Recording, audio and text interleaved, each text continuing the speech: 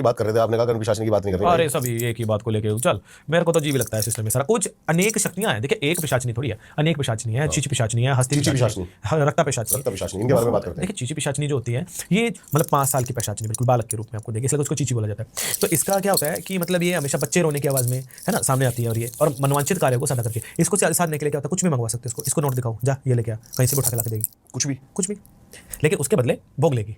और इसकी चुटिया के बाल आपके पास होने चाहिए, उसका एक यंत्र बनता है, अगर वो खो गया ये मार डालेगी आपको, परिवार को भी खा जाएगी, ये भी है साधना है। वो होता है रक्ता पिशाचिनी होती है। चीची पिशाचिनी को सिद्ध कैसे किया जा सकता है? सिद्ध करने का तरीका इसका अलग है। इसको जंगल में ले जा करके जो पैनस का जो पेड़ होता है, पैनस के पेड़ के नीचे बैठ के सिद्ध इसको किया जाता है। उसके नीचे बैठ करके इसका जो है 1.25 लाख जाप होता है इसका, और जाप करने के बाद बंदर की जो हड्डी होती है उस बंदर की हड्डी में इसको सिद्ध किया जाता है, और उस बंदर की हड्डी को सिद्ध करके उस पर यंत्र बनता है, उसको कंठ में डालना पड़ता है। उससे क्या ये अपने पास रहती है हमेशा, जब बुलाना हो तो उसको जो है घसा करके उसका मंत्र पढ़ करके उसको धोना पड़ता है शराब से, तो ये आ जाती है, ये तभी आ जाती है।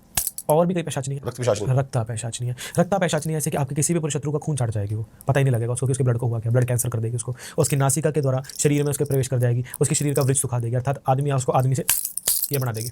हाँ जी, खड़े खड़े बाजार में ये ऐसी शक्तियाँ हैं। तो मान लो ये सिक्के पे चलती हैं, बिल्कुल सिक्के पे सिद्ध करना पड़ता है इनको। मान लो आपने सिक्का दिया उसको, उसने जेब में रखा आपने, ये चली जाएगी उसके पास में, और ऐसा शरीर में प्रवेश करेगी कि शरीर के अंदर क्लाउड्स बना देगी, शरीर का रक्त सुखा देगी।